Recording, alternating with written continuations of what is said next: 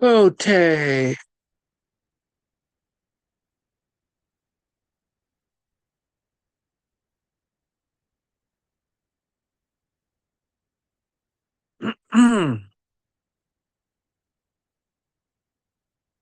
Alrighty then. Welcome.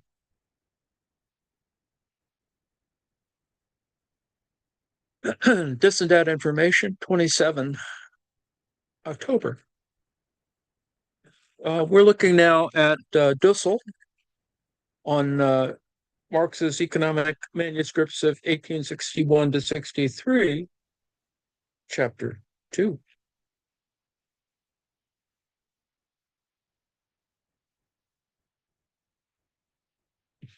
Uh, we sort of begin with one of the first illustrations or figures. And the important element of this, of course, is capital and the not capital. There is a new totality of capital, the not living labor, those things that are other than living labor, and the exteriority of not capital, of that is living labor, and the division between uh, the division of or the extraction of surplus labor and labor capacity, which is, sort of the original position, right? You have a market for labor, and what is being extracted, of course, is necessary time. And ultimately, surplus labor, that is the ex nihilo of capital, ultimately becomes surplus labor right down here. So that is, we go one, two, three, right? Two is the totality, as opposed in terms of capital. Um, and the exteriority, of course, is all, you know, uh, is living labor, etc. The remainder of the world. So this is the moment at which they interrelate, and labor capacity is purchased as variable capital, correspondingly wage, and then variable capital in terms of the large equations C, V, and S. Um, Totality, that is, there is objectified labor, and that is money, and it is the commodity form of that is representative of objectified labor. Um, Money is, of course, M, and is either constant capital or variable capital. And constant capital, of course, is related to the means of production and raw materials, and of course, expanded um, by other means of production. But anyway, that the means of production are represented in that sense by the wage and nature, the raw materials. So C, V, and S. Explanation: the working day is number one. This is the working day, right? Number two is component parts of capital. That's all this stuff here. Three is the value of the product, right? When it's combined and extract all put all together. A is preserves the value, right? This is the objectified labor. B reproduces value, that is in the context of a wage market, or the wage from the so-called labor market. And C creates new value from the exteriority. Now, the point is that um, from surplus value, you get this, the reserve helps to create new value ultimately, without going through all the equations. And the dark line here is the boundary of the totality. So there is a totality, and then there is exteriority in terms of what is, sort of uh, the world that we might consider relative to capital. So anyway, so new totality of capital, non-living labor, and exteriority that is still, not capital. All right. Now that's the diagram to sort of give kind of meat for the bones. And as you can see, we're beginning chapter 2. In part 1, the central notebooks of chapter 3, the production process of capital, we're looking today at absolute surplus value. Surplus value in general and the social classes. We'll probably get through most of it. Absolute surplus value and the nature of surplus value and the rate of exploitation. I think we'll probably get to the end today with relative surplus value, I guess, tomorrow.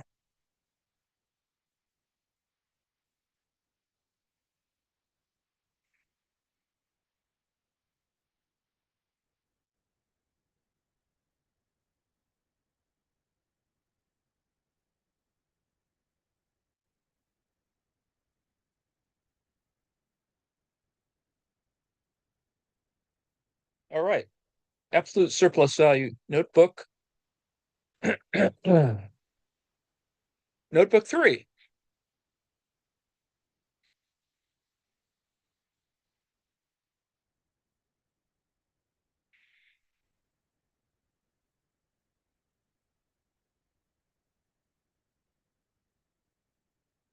Notebook 3, absolute chapter 2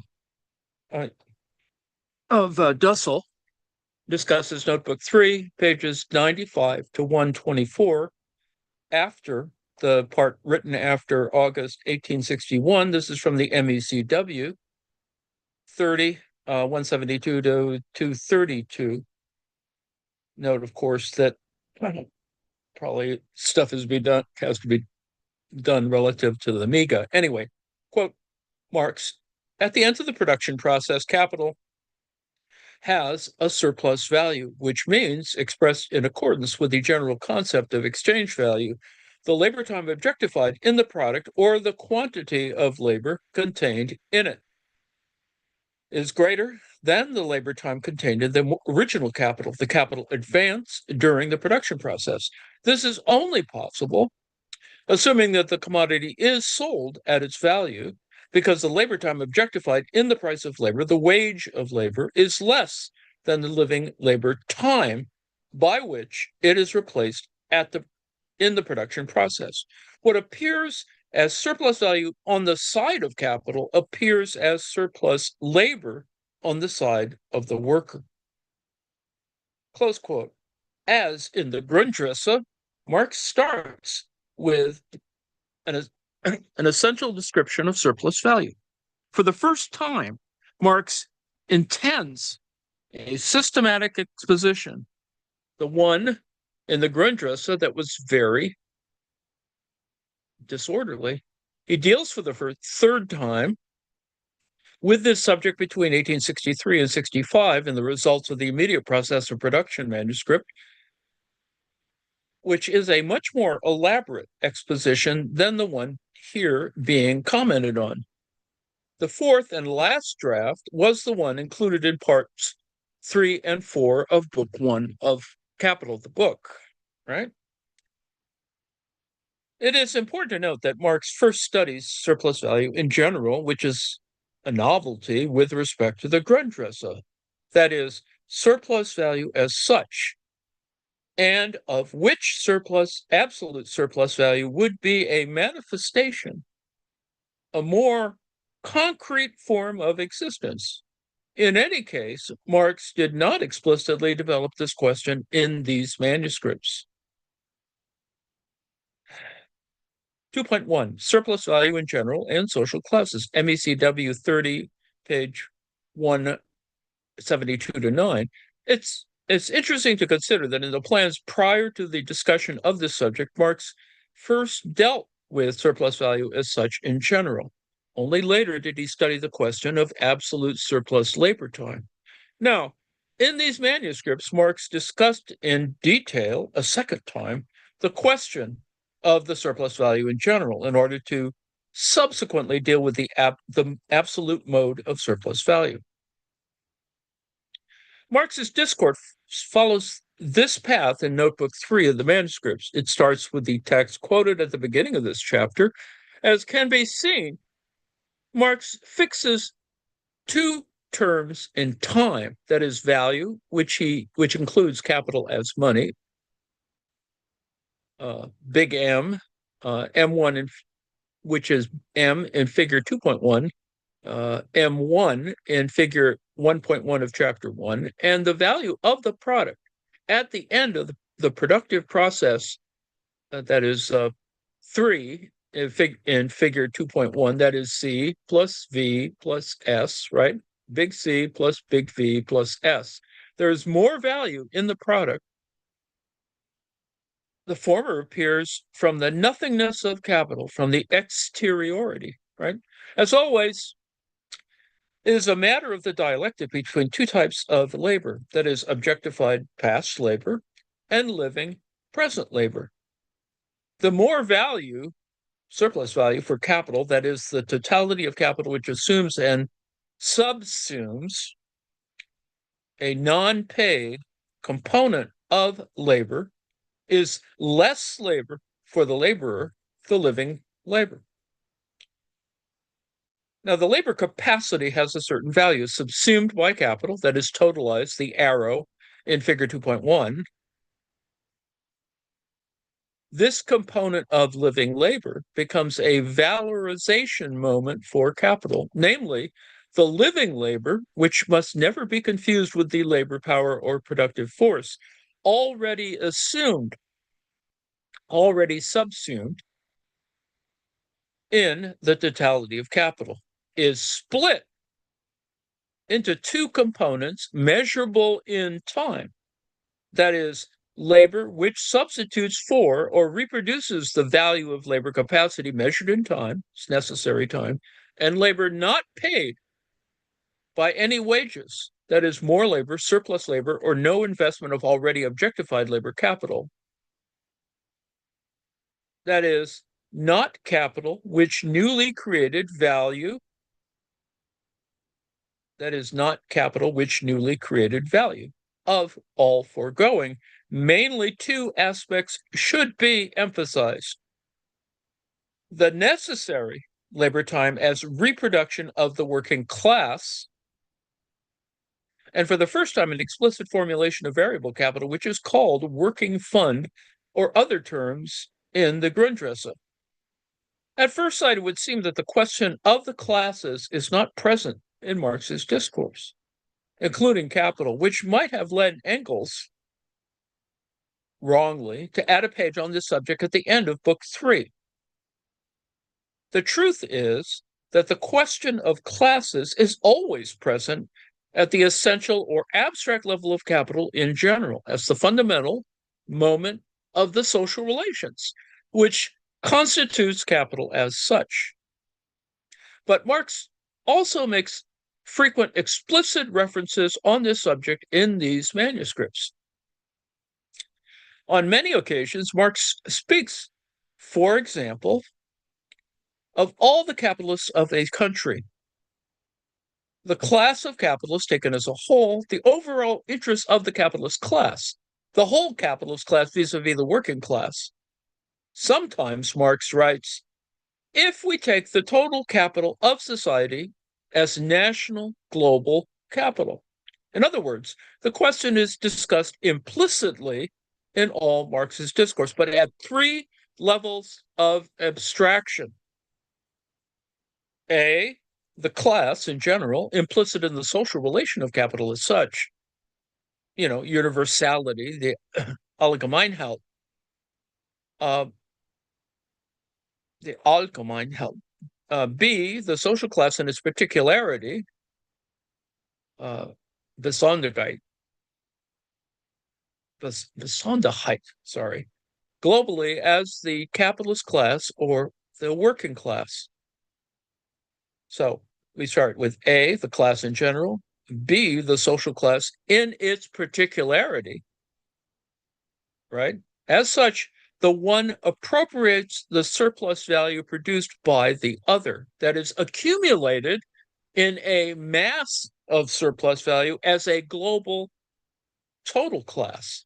And C, at the third level, we find the individual members of the class, the singularity, right? This is following a clear Hegelian path, right? The universality, the particularity, and then the singularity.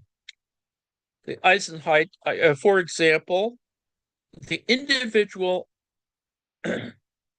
Einzeln capitalist A can, etc., thus posed, the sense of the class struggle can also be understood. So, quote, we know that in practice it depends on the relative power of the buyer and the seller. The history of modern industry teaches us, however, that the measureless demands of capital could never be held in check by the isolated efforts of the worker. The struggle had instead to take on the form of a class struggle, and thereby call forth the intervention of the state power. The foregoing brings us back to the original subject, namely the questions of the labor time, which is necessary to reproduce the value of the labor capacity itself. Surplus value is possible, mainly because the social relation between labor capital in general, as an abstraction, between the capitalist class and the working class in particular, between this capitalist and this laborer in their singularity, is reproduced, is always repeated due to the essence of the relation, due to the violence of its origin, due to the intervention of the state. In these manuscripts, many arguments for this thesis are found. The second question we wish to emphasize is that of variable capital. In fact, Marx first describes the three component parts of capital: raw material, instrument of production, and finally, the component of capital, which is exchanged for labor capacity. The component invested in the two former, level 2, remains constant. Marx has already frequently used the name constant capital to designate this part. It is not reproduced, but it reappears as the same magnitude. It is simply preserved. Raw materials and instruments manifest themselves in the same value of the product, level 3, component C, but this does not happen with the other component. Therefore, if we call, that is, Marx is aware that it is his denomination, the labor time, if we call the labor time contained in constant capital C, that contained in variable V, and the time the worker has to work over and above the necessary labor time S, the labor time contained in P, or the value of the product C plus, that is V plus S plus C. In these manuscripts, we have found, perhaps for the first time, the name, not the concept, of variable capital. In other words, this component of past labor, objectified in money, has been reproduced as big V, variable capital. And it's also increased with a surplus value. And money, which has paid the price of the labor capacity in its reproduction, makes possible the creation of value from the nothingness of capital. That is, the living labor, in its real exteriority, has created new value, that is, surplus value, for capital without having been paid for its surplus labor. There's the moment of, right? The moment of extraction. This is the perversity, ethical evil for Marx, of the essence of capital.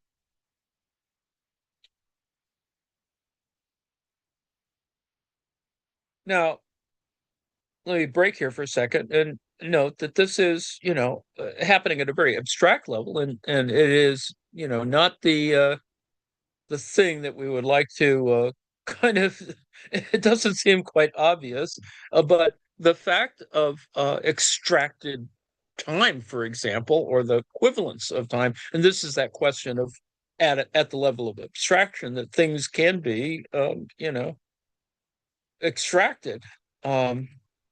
However, intangible that might be.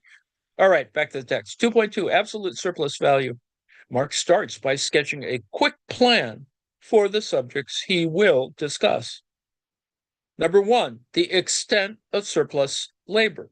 Quote, number one, the extent of surplus labor, the drive of capital to spin this out to infinity. Number two, surplus value depends not only on the number of hours the individual worker works over and above the necessary labor time, but also on the number of simultaneous working days or the number of workers the capitalist employs. So it depends on a couple of things. Number three, the relation of capital as producer of surplus labor working more than is needed. Civilizing character of capital, labor time, and free time. Opposition, surplus labor and surplus product. Hence, in the last instance, relation of population and capital. So he's kind of working into the singularity and then back out, of course, to the universality in how this in a dialectic in that sense. Number four, Mr. Proudhon's thesis. And number five, this form of surplus value is the absolute form, persists in all modes of production, while we are founded on the opposition between classes, one of which is the possessor of the conditions of production and the other labor. Close quote. Page 179 to 80. In general, surplus value is the effect of surplus labor determined by time. It is the relationship between the total working day, Marx uses the English term working day, and the time required to reproduce the labor capacity. But what is specific about absolute surplus labor, its particularity, is the effect of the drive of capital when it increases labor surplus time unnaturally beyond its natural bounds. In other words, on the one hand, there is an average necessary labor time, and on the other hand, there is a normal surplus time. And in the third place, the total labor time in a working day. If the labor is forced to work a few extra hours daily, the surplus value mass will increase. Then the quantitative proportion between both parts of the working day will change since the working day has increased. This is, remember, this is the definition for absolute surplus value. The increase of the mass of surplus labor, a higher productive power of capital, a higher effective actualization of the labor capacity subsumed in the productive process leads to an increasing valorization of value. Surplus value not only increases due to the extraordinary labor of a single worker, but also due to the larger number of simultaneous working days. And once again, the working class as totality, as population, performs a fundamental role. Although the rate of necessary labor and surplus labor does not increase, the mass of surplus labor increases due to the increase in the working class.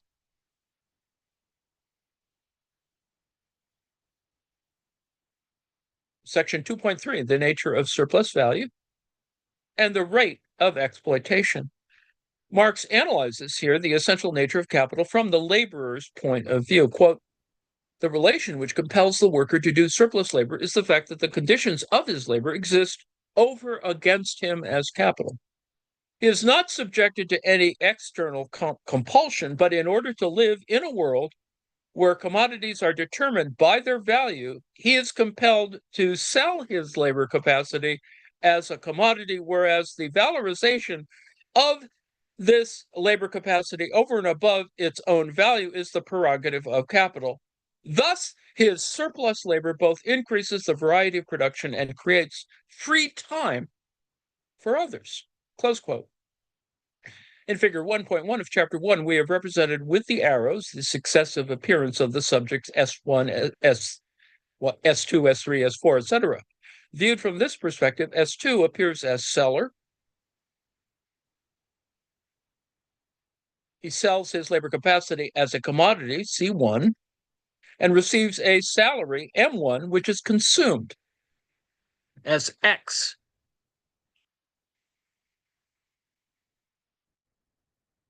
The laborer consumes, that is X, his wages, because he appears again in the market as S3 buying with his wages. Now M2, he becomes a buyer to buy commodities, C2. But this situation, the seller of his labor capacity now buys commodities for his consumption. Therefore, this cycle is the CMC component, is reproduced. Namely, it becomes institutional because capital has not only subsumed world production, but also the situation of circulation and consumption. In other words, the labor is totally imprisoned with no escape. That is to say, quote, hence the result of the capitalist process of production is not just commodities and surplus value. It is the reproduction of this relation itself. Its reproduction can, or on an ever-growing scale, as will be seen later, close quote. The laborer is institutionally coerced to reproduce his sale, to posit again surplus value, to always and every day appear as a buyer, as a consumer. The state, for its part, fulfills a fundamental function in the practical institutionalization of this reproduction. But furthermore, and Marx mentions at this point the special concept of superstructure, the laborer creates with his surplus labor surplus value, which allows free time for other classes. Quote, once there exists a society in which some people live without working, it is clear that the surplus labor of the workers is the condition of existence of the whole superstructure of the society. The free time they have at their disposal, whether for idleness or for the performance of activities that are not directly productive, as, for example, war, affairs of state, or for the development of human abilities and social potentialities, that is, art, etc., science, which have no directly practical purpose, has as its prerequisite the surplus labor of the mass of workers. The free time of the non-working parts of society is based on the surplus labor or overwork, the surplus labor time of the working part. Close quote.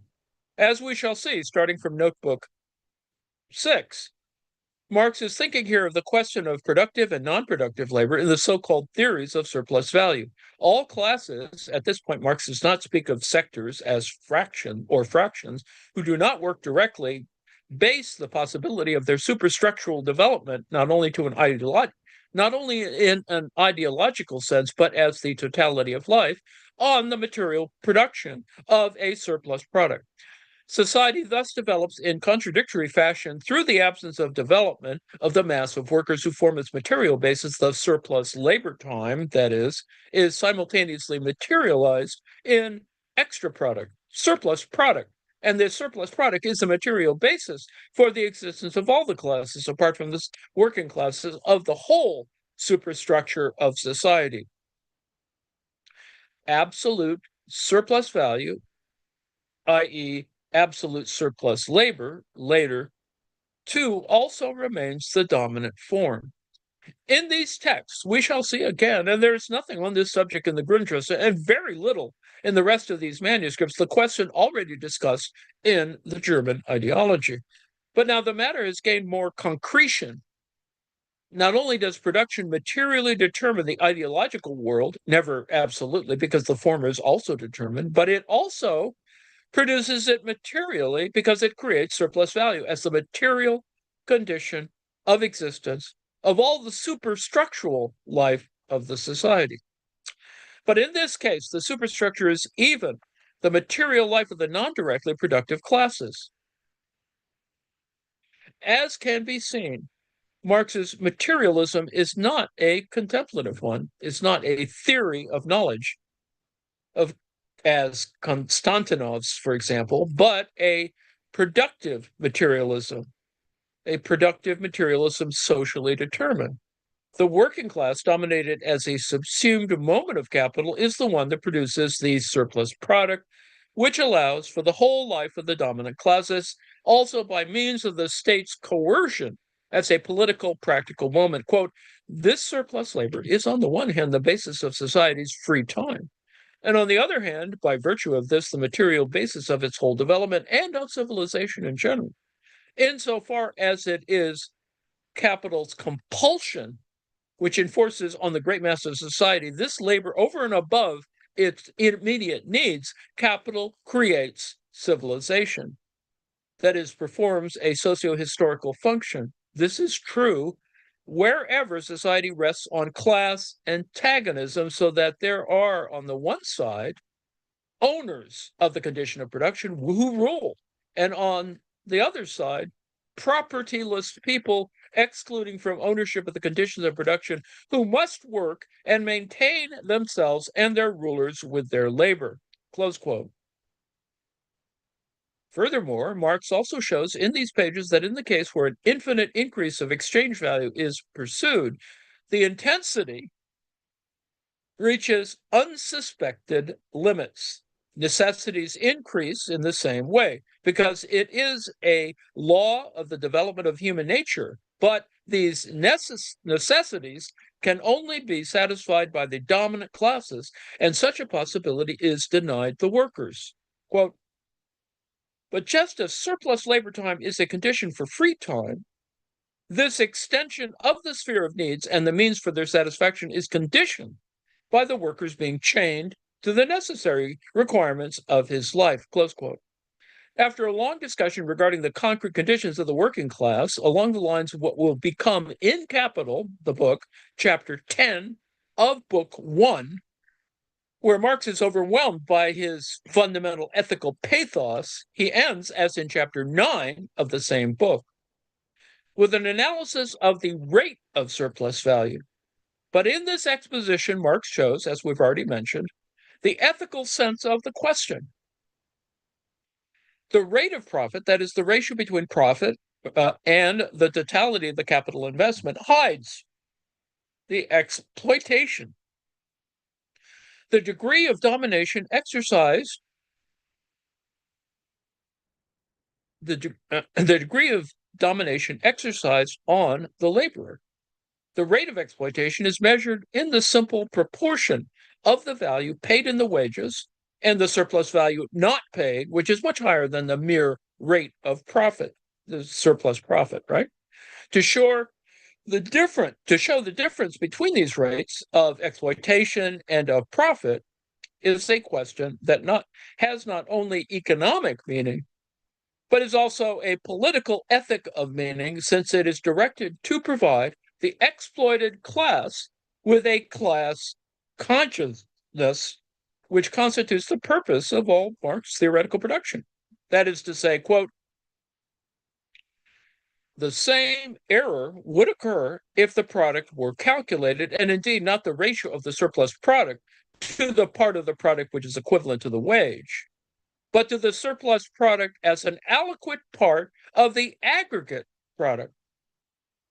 Now, this point is not only very important for the determination of surplus value, but it is later of decisive importance for the correct determination of the rate of profit.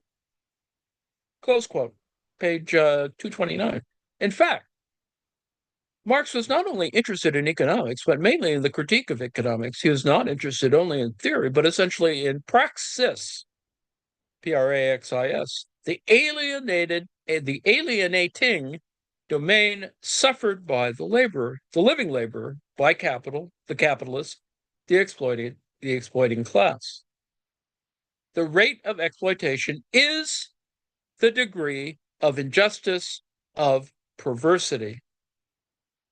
And here we have the diagram. This is figure 3.1, which means that we're going to start chapter 3, which maybe we'll do that tomorrow, given that we have other things to do. But let's look at it just in brief here. and that is each isolated laborer reproduces the value of his labor capacity.